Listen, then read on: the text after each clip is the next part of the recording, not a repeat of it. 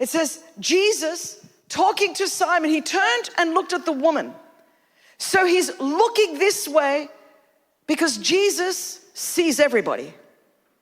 He's looking at this woman that's been objectified. He's looking at this woman that's been dehumanized. He's looking at this woman that's been devalued with love and compassion and grace and mercy. And as he's looking at the woman, he says to the religious man, Simon, do you see this woman? And my question to all of us around the globe is, do we see others, or do we objectify others? Do we judge others? Do we condemn others? Do we ignore others? Are we too busy seeing ourselves in our selfies? Are we too busy swiping and scrolling that we're not seeing?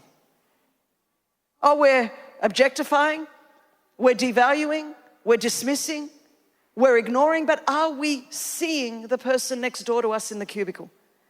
Are we seeing the person in the row in front of us in our universities, in our colleges, in our schools?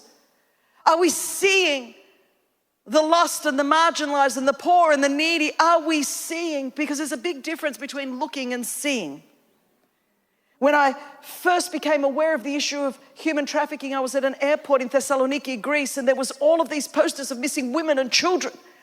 And I remember I was looking at them all, and I was 40, and I had my second daughter, Sophia. Listen, when you pop out a kid at 40, you are not asking the Lord for a new ministry. You are, here I am, Lord, send everybody else. I was not asking the Lord to do anything in my life.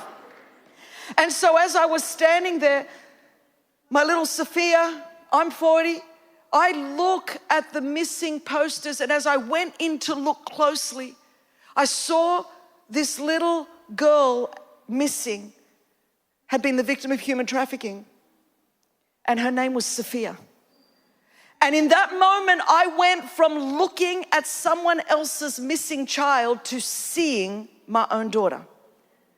When you look, you can look away, but when you see, you can never unsee.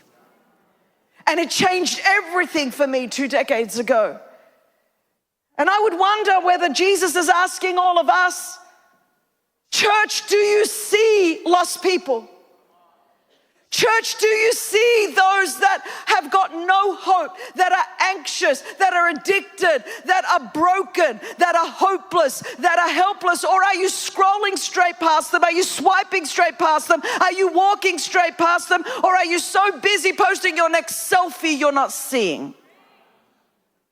Jesus asked the most poignant question of Simon, and I believe he's asking it to the whole church today.